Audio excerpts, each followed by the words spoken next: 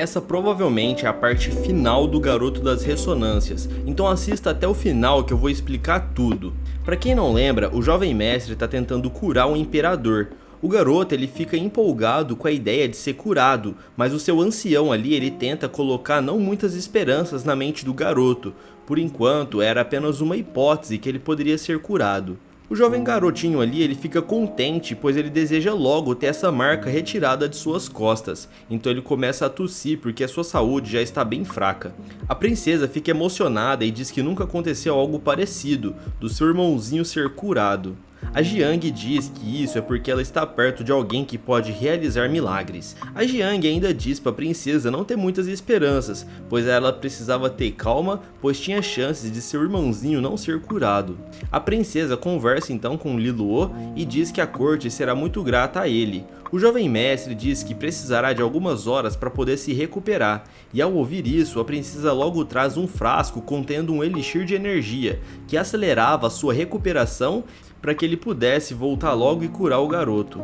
O nosso prota ele se sente pressionado e fica aterrorizado com a hipótese de ter que ficar curando o garoto ali o tempo todo, e a Jiang diz para ele não se preocupar e tomar logo o elixir. Após alguns minutos, ele se prepara novamente para curar o garoto. Ele utiliza sua ressonância de madeira e água, e o ancião fica observando aquela marca nas costas do garotinho. A princesa fica tensa e pergunta se por acaso está funcionando, e após alguns minutos de intensa liberação de energia, o jovem mestre finalmente termina e fica exausto. A princesa agradece dizendo que o padrão de lótus na costa da majestade está um pouco menor, e isso significava que o tratamento estava funcionando.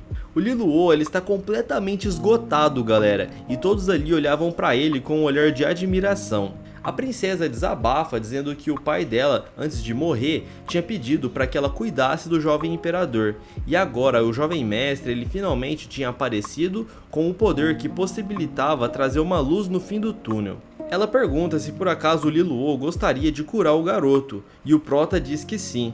Ela estende a mão e pergunta se por acaso pode contar com ele, e ele diz que sim. O prota segura na mão da princesa e diz que vai fazer de tudo para salvar a majestade. Então ela agradece a sua amiga Jiang, dizendo que isso foi graças a ela, e que iriam guardar esse segredo sobre o garoto. Embora o poder do jovem mestre fosse capaz de curar a majestade, ainda era de um nível bem fraco, e levaria bastante tempo para que finalmente o garoto ficasse completamente curado. Porém a princesa gostaria que o tratamento fosse feito com uma frequência bem grande, pois o garoto ali tinha pouco tempo de vida. Porém, isso ia exigir bastante do Li Luo, mas a Jiang disse que se a frequência for muito alta, isso atrapalharia o treinamento do Li Luo. A princesa sabe que aquilo é desgastante, e antes que pudessem voltar para o aniversário da Liu, ela quer pedir um favor para o jovem mestre. Ela pega as suas mãos e pergunta se ele poderia curar o imperador pelo menos mais 3 vezes essa noite. O prota quase cai morto no chão, pois ele já tinha gastado quase todas as suas energias. E ele olha ali para sua noiva e ela diz que não pode fazer nada para protegê-lo. Então ele começa a chorar, dizendo que isso é pro bem da sua casa. 3 horas se passam e a Liu vê o prota saindo do quarto onde estavam com o imperador. Ela fica chocada, pois as pernas do jovem mestre estão bambas e ele mal consegue parar de pé.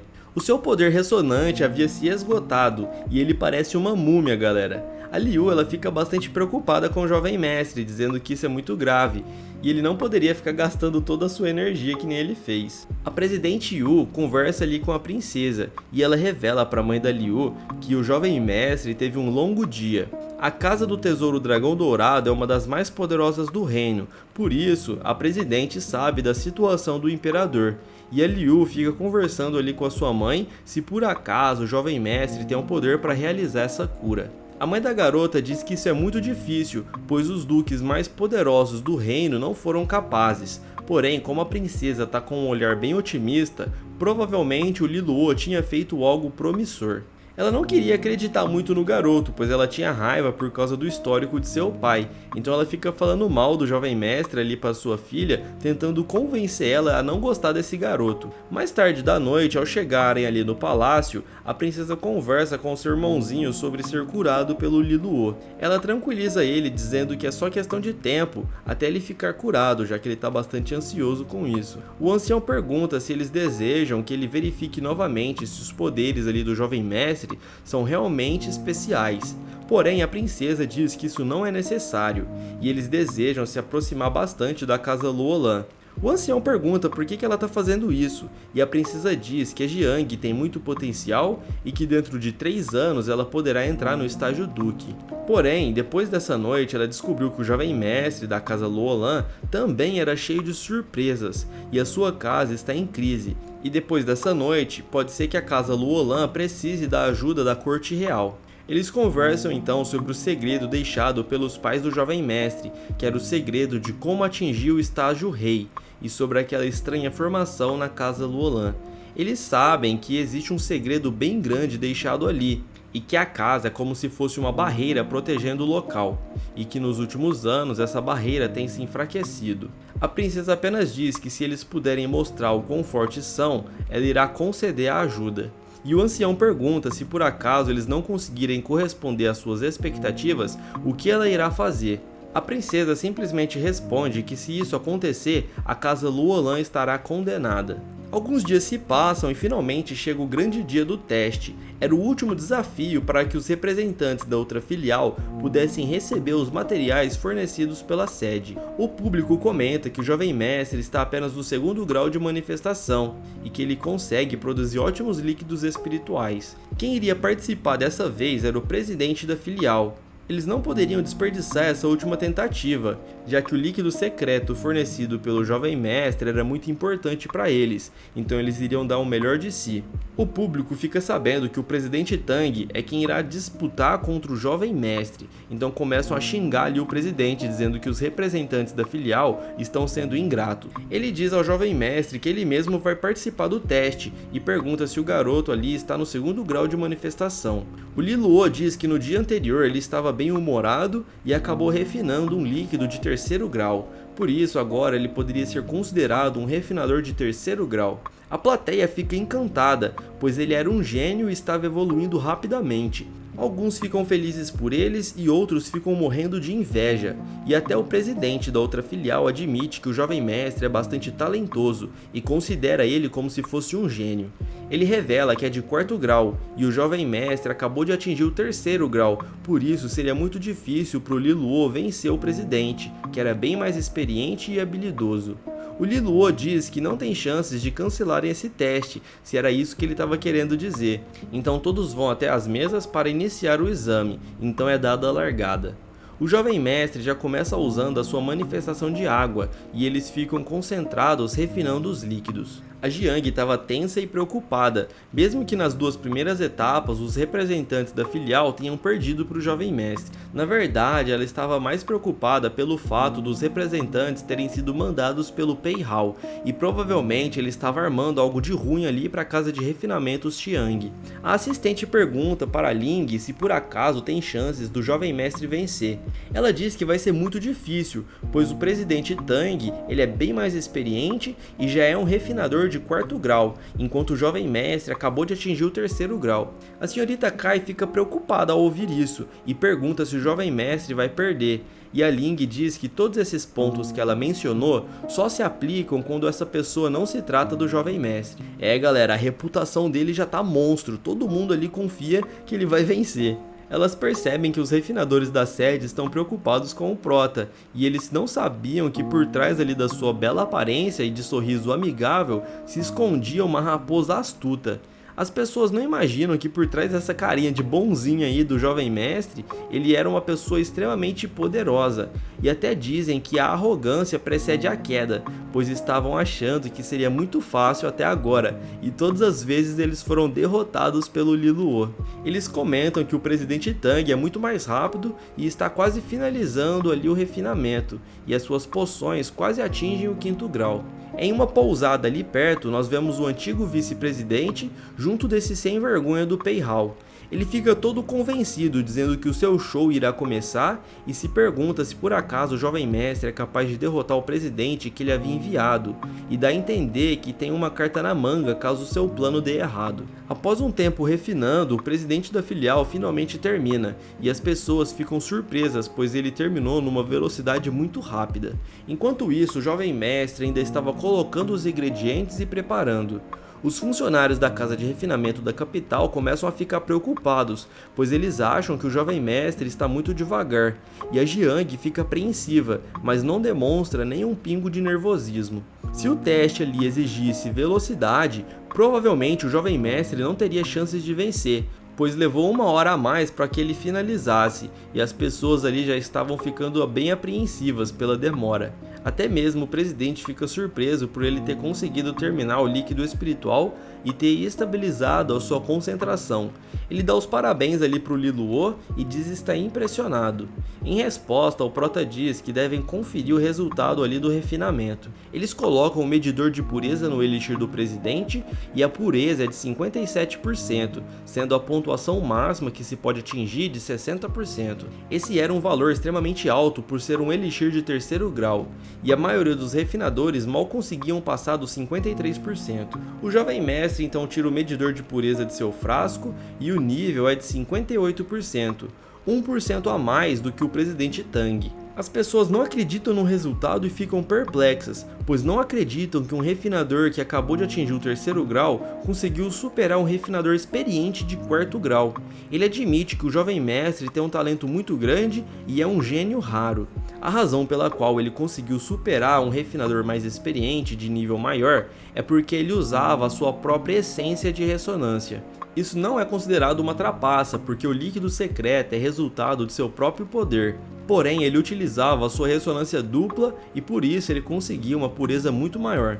Mas é claro que ele não ia contar os seus segredos para ninguém, e a sua assistente Ling fica bem surpresa, dizendo que ele é uma raposa astuta. Os refinadores que tinham vindo da filial ficam tristes, pois eles vão voltar de mãos vazias e não vão conseguir os materiais ali para sua filial. Então eles se preparam para ir embora com o rabinho entre as pernas. Mas o jovem mestre chama todos eles e eles voltam a atenção. Ele diz que se desejarem eles poderiam ficar na sede da casa de refinamentos, pois irão recebê-los com o maior prazer. Os presidentes ali da outra filial percebem que o intuito dele esse tempo todo era de adquirir confiança dos refinadores, e todos ali ficam elogiando o jovem mestre por ele ter um coração bondoso, e os presidentes da filial agradecem pelo convite, dizendo que o jovem mestre tem um bom coração e se desculpam por ter causado um tumulto durante esses dias. O prota pergunta se os presidentes ali vão aceitar a sua proposta, mas eles agradecem e recusam. Nesse mesmo instante, um sino bem alto toca, fazendo o salão ali tremer. Nesse instante, todos que vieram da filial começam a passar mal. O prota pergunta se eles estão bem e o que está acontecendo com eles, porém todos caem no chão e os integrantes ali que vieram começam a desmaiar e a passar mal. Os funcionários da sede correm para tentar socorrê-los e a Jiang pede para eles não entrarem em pânico. Eles percebem que logo depois desse sino tocar, eles acabaram desmaiando, e isso provavelmente era um contra-ataque do Pei Hao, já que todos ali apresentavam estar envenenados. Essa foi uma forma daquele sem vergonha garantir que seus apoiadores não mudassem de lado, para que pudessem apoiar o jovem mestre. Esse era um plano bem ruim para a casa do prota, pois todos iam achar que ele envenenou o pessoal ali da filial de propósito, pois eles estavam protestando contra a sede. Caso eles morressem, a reputação do Li Luo estaria arruinada e a casa Luolan ficaria ainda mais frágil. Eles perguntam o que o prota vai fazer. O prota responde que já tinha até imaginado que poderiam usar alguma espécie de veneno, por isso ele havia antecipado alguns pedidos para que os curandeiros ficassem de prontidão, porém os melhores curandeiros estavam ocupados nesse dia. Esse veneno não era um veneno qualquer, pois ele foi engatilhado quando o sino tocou, e com certeza tinha a mão do Pei Hao por trás. Eles precisavam arrumar uma forma de reverter o veneno o mais rápido possível, pois se eles morressem, todos iriam culpar a casa Luolan. O objetivo daquele sem vergonha era destruir a casa de refinamentos, pois assim a situação econômica ficaria pior e causaria a queda da casa. O Pei Hao realmente era muito esperto, e esses planos dele indicavam que algum espião estava ali dentro, passando as informações importantes para esse grupo aí que está tentando derrubar o prota. O intuito deles era enfraquecer essa proteção e descobrir os segredos deixados pelo pai do protagonista. Então a Jiang diz que não podem deixar esses refinadores morrerem envenenados. Nesse instante, alguns dos curandeiros que o jovem mestre contratou aparecem ali correndo. Ele diz que a situação é crítica e explica o que está acontecendo. Os curandeiros revelam que esse veneno é muito potente e que não tem o antídoto para poder curar essa doença. Os chefes dos médicos dizem ao Prota que alguns ingredientes precisam ser comprados para que eles possam fazer o antídoto. Porém, esses materiais eram difíceis de se conseguir e provavelmente o Peihao já havia lidado com a hipótese do Prota tentar comprar esses materiais. O líder lhe entrega a lista para o jovem mestre e diz para ele dar o melhor de si para conseguir esses ingredientes. Ele entrega uma parte dessa lista ao seu ancião da casa de refinamentos e diz para ele ajudar a conseguir esses itens. A Jiang disse que aquele sem vergonha provavelmente já comprou todos os itens, para se tornar quase que impossível de produzir o antídoto. O Peihao não estava trabalhando sozinho e a pessoa por trás dele tinha muito dinheiro, por isso seria possível que ele tivesse comprado todos os materiais da cidade. Ela revela então que somente um lugar poderia conter os ingredientes necessários e diz ao Prota que valeu a pena ele ter alguns contatinhos. Ele disse que vai lá o mais rápido possível na casa do Tesouro Dragão Dourado. Ele promete que vai conseguir esses ingredientes e voltará com eles em mãos o mais rápido possível. Então ele sai correndo e do lado de fora da sua mansão tem uma multidão protestando ali contra ele. O Peihao havia levado várias pessoas lá para causar o tumulto e isso realmente estava acontecendo. As pessoas ali fora ficam comentando o que está acontecendo e alguns até acusam o jovem mestre de envenenar os seus próprios colaboradores. Um de seus aliados diz para o jovem mestre que os boatos estão se espalhando rapidamente e toda a cidade já está sabendo o que está acontecendo.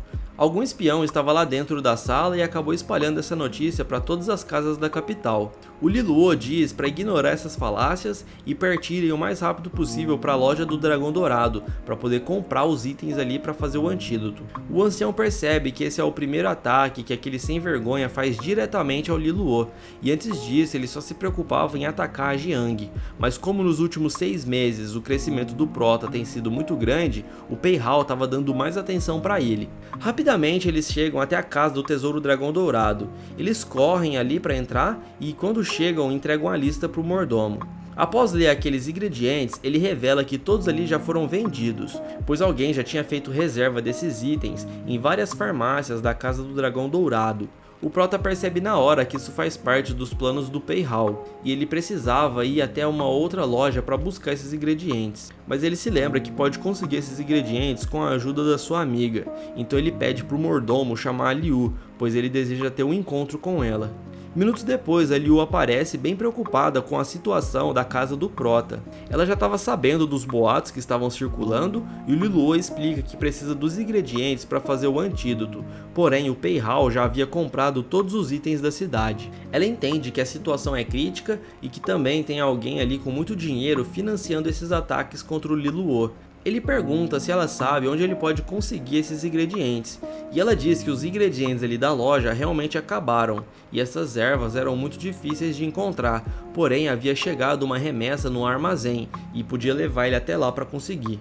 O mordomo diz que ela não pode ir até o armazém sem o talismã de Jade da Presidente, e eles não têm autorização para abrir o local. A Liu diz que ele não tem autorização, mas ela sim.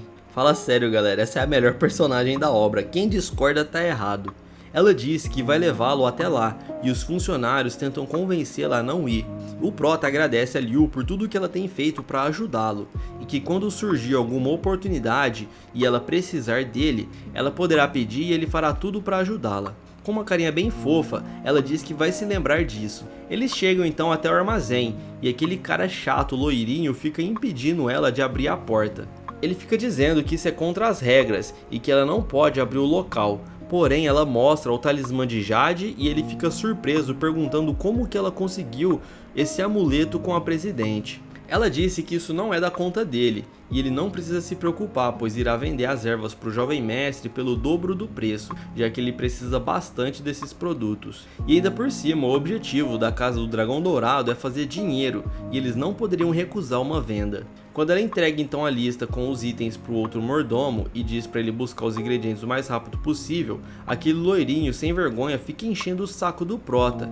Ele fica falando sobre os boatos que estão circulando e fica tentando impedir o jovem mestre de conseguir comprar essas ervas. O Liluo se vira e pergunta se ele tem algo a ver com isso, pois ele está muito interessado no assunto. Esse loirinho sem vergonha diz que isso não é da conta dele e que o jovem mestre não deve ficar descontando a sua ira nos outros, que ele deveria se preocupar mais com a segurança da sua casa e de seus funcionários. Esse cara chato fica pensando que a Liu provavelmente roubou o talismã da presidente, e a essa altura a mãe da garota já deve saber o que está acontecendo e irá aparecer ali a qualquer instante para repreendê-la. Não fica confirmado, mas dá a entender que esse cara aí tem bastante interesse na queda da casa Luolan, e provavelmente ele tem alguma ligação com a equipe do Pei Hao. O mordomo finalmente termina de selecionar as ervas e traz dentro de pequenos baús. Ela ordena para que ele leve para fora e diz para o jovem mestre não se preocupar, pois confia que ele vai resolver o problema da casa de refinamentos. Ainda tenso, ele agradece sua amiga por ajudá-lo. Nesse instante, o vice-presidente, que é pai desse garoto loirinho sem vergonha, aparece ali tentando impedi-los de levar os itens. A Liu fica apreensiva, pois ele tem poder suficiente para impedir. Ele fica acusando a garota de ter roubado o talismã de Jade de sua mãe, e que isso é muito grave de se fazer. Então ele exige que ela devolva o talismã. O Ning e seu filho eram realmente muito chatos, galera, e mesmo ela sendo filha da presidente, ela não poderia bater de frente com ele. Ele começa a xingar o Prota, dizendo que ele é um folgado por ter descido até o armazém e feito ela pegar esses itens pra ele.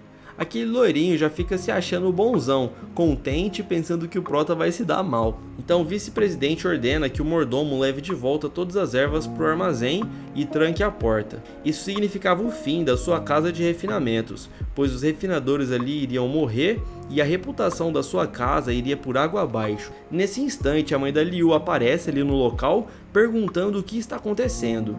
O vice-presidente explica que a filha dela havia roubado o talismã de Jade e estava entregando as ervas sem permissão para o Liluo.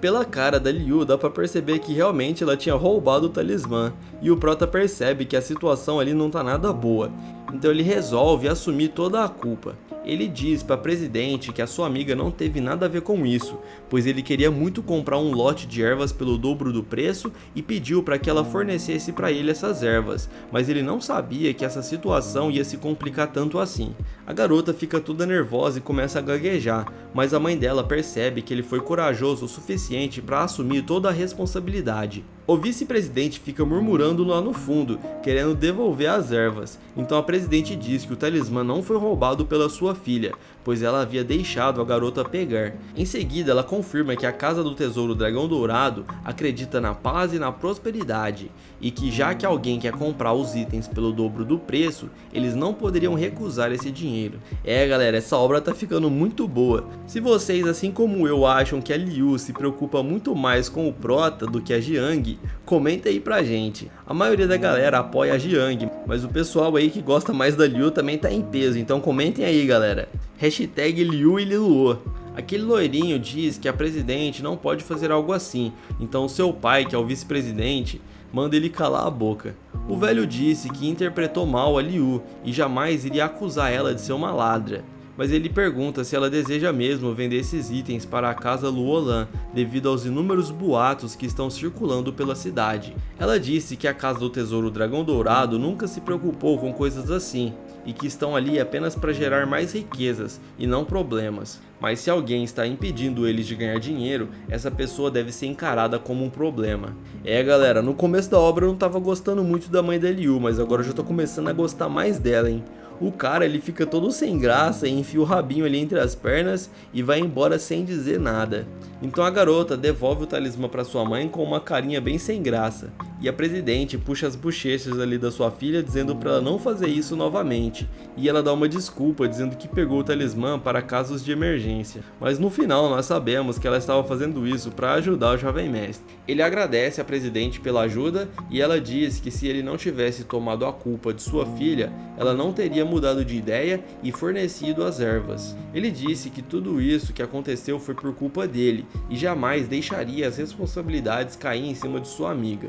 A mulher percebe que ele é bem responsável e que não se parece nada com seu pai, então ela ordena para os funcionários levarem ele para fora. Embora aqueles ingredientes não fossem tão caros, em uma situação como essa, se tornavam itens de extremo valor. Ele não entende muito bem o que ela está querendo dizer, Até mesmo a Liu fica confusa com o que sua mãe está dizendo. Ela revela que o objetivo da sua casa é fazer negócios sem ter prejuízos. Por isso, a partir de hoje, o jovem mestre está devendo um favor a eles e eles irão cobrar no futuro. O Li Luo disse que se tiver ao seu alcance, ele fará tudo para atender esse pedido. Do lado de fora, vemos eles carregando a carruagem. Ela entende muito bem a situação da casa de refinamentos Xiang e diz para ele que se a situação ficar cada vez mais crítica, às vezes é melhor deixar de lado e retornar tempos depois. O que ela estava querendo dizer é que se por acaso ele falhar em proteger a sua casa de refinamentos, ele poderia vender para ela por um valor bem baixo e comprar de volta algum tempo depois. Nesse instante, o Li Luo percebe que ela está botando um voto de confiança nele e que provavelmente está conseguindo convencê-la de que ele não é uma pessoa ruim. Ele agradece pela oferta da presidente e diz que não vai desistir da sua casa tão fácil assim, e acaba se despedindo e indo embora. Ela percebe que ele é bem gentil e é muito menos arrogante do que os seus pais. A garota fica agradecendo a sua mãe por ela ter dado uma opção para o seu amigo, mesmo não sendo um trato muito agradável para ela. A presidente Yu fica pensando na Jiang em como ela é parecida com a mãe do Prota. Ambas eram muito parecidas. Por outro lado, o jovem mestre era parecido com seu pai, pois sabia se curvar quando necessário. Em um restaurante de frente à sede da casa de refinamentos, o vice-presidente está conversando com aquele sem vergonha do Peihao. Eles dizem que aquele veneno é extremamente poderoso e que jamais o Li Luo vai conseguir fazer um antídoto para reverter o processo. Dentro de algumas horas, todos os refinadores estarão mortos. Ele também havia contratado todos os curandeiros capazes de curar aquelas pessoas. Esse era um plano praticamente perfeito, galera. Ele havia pensado em todas as hipóteses e anulado cada uma delas. Em todo o condado existia apenas alguns curandeiros capazes de resolver aquele veneno, e todos eles estavam ocupados no momento. O vice-presidente percebe então que a vitória já é certa, e dentro de 6 meses tinha o festival da casa, e ele iria usar esse momento para lutar contra Jiang. Ele jamais pensaria que o Li Luo traria tantos problemas para ele, tanto que nos últimos 6 meses foi o Li Luo que deu dor de cabeça. Ele sentia muita inveja do jovem mestre, pois alegava que ele trabalhou duro durante anos para a casa Luolan e ele não foi recompensado, enquanto o Prota apenas teve o trabalho de nascer e herdar tudo.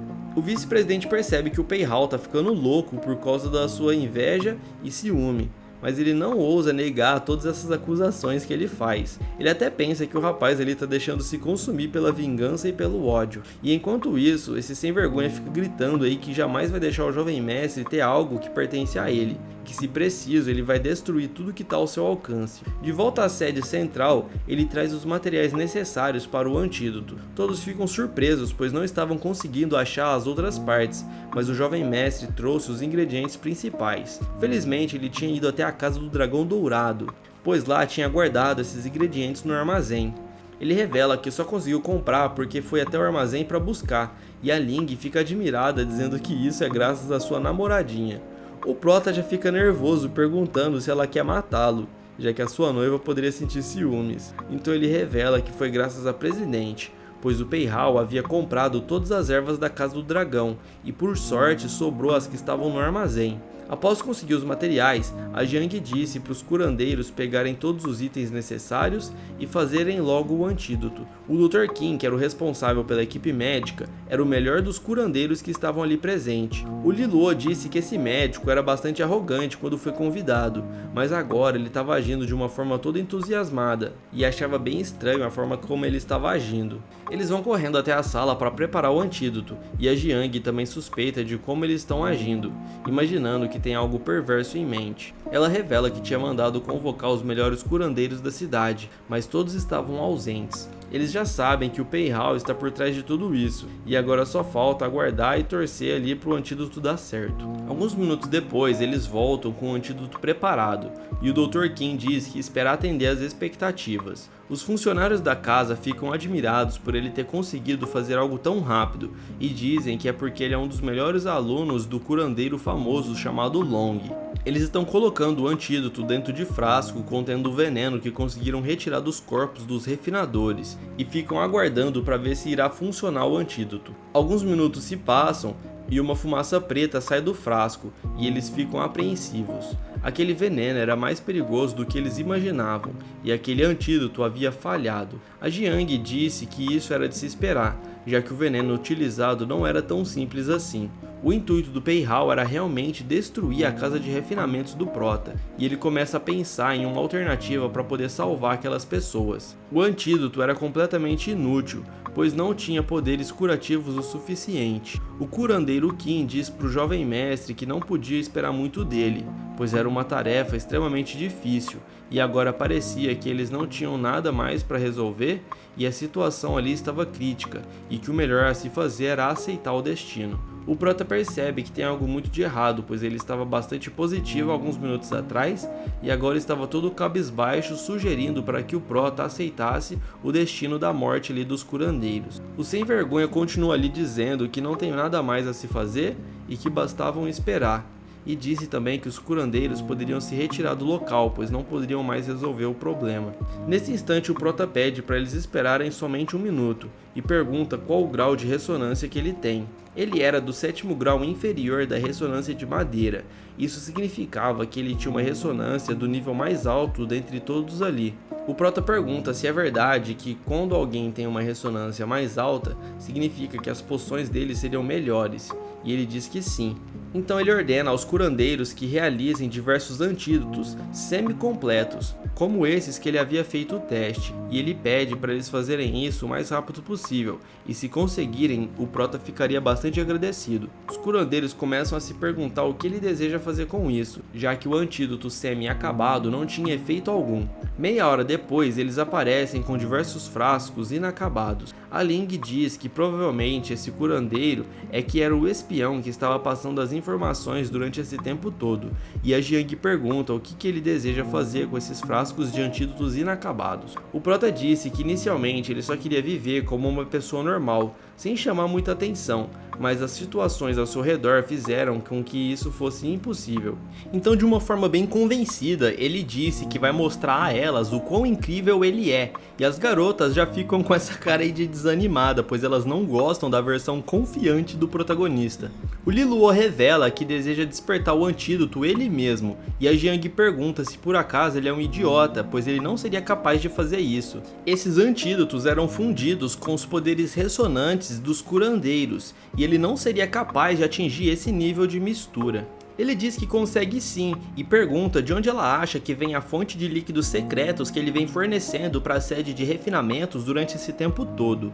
Elas ficam surpresas, pois não imaginava que aqueles líquidos secretos que havia sido deixado ali era fornecido por ele mesmo. Elas achavam que eram os pais do Prota que tinha deixado ali para ele. Então a Ling dá um grito perguntando se foi ele mesmo que condensou aqueles líquidos espirituais. Ele disse que ela acertou na mosca, e a Ling revela que havia ficado suspeitando de ter sido ele mesmo, pois sempre que ele trazia as caixas com os frascos, ele parecia bastante exausto. Ele utiliza então a sua ressonância de água para mostrar como ele consegue gerar um elixir secreto com bastante pureza.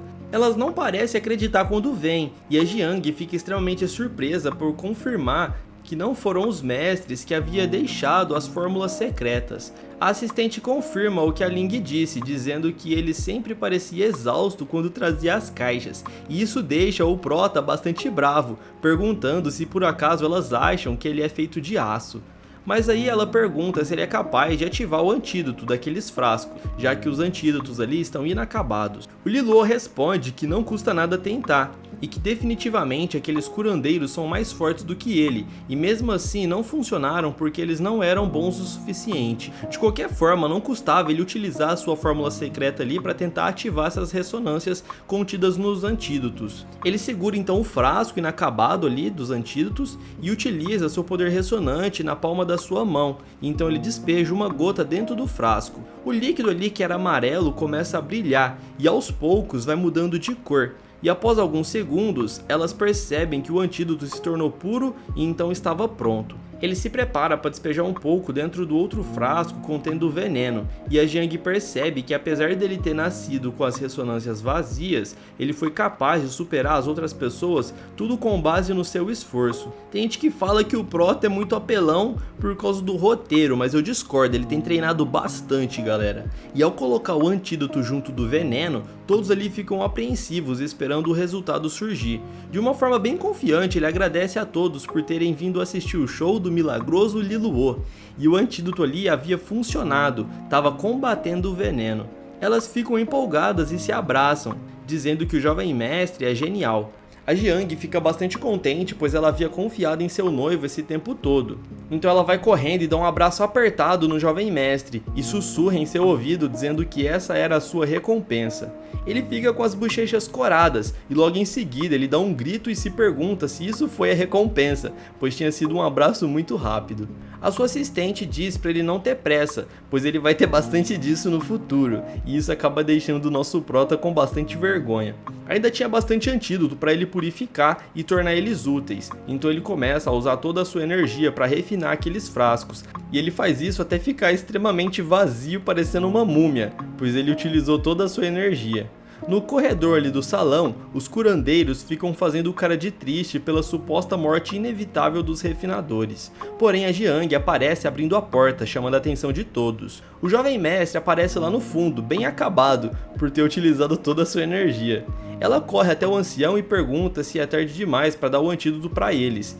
Ele fala que não e começa a distribuir os frascos para os outros funcionários darem aos refinadores. Ele se pergunta o que aconteceu dentro daquela sala, e aquele curandeiro fica pensando que irá falhar e fica fazendo essa cara aí de deboche. Porém, se passam 10 minutos e as manchas escuras ali no corpo das vítimas começam a dissipar. Eles percebem que o antídoto realmente estava funcionando, e o presidente da filial começa a passar mal, então vomita o veneno no chão.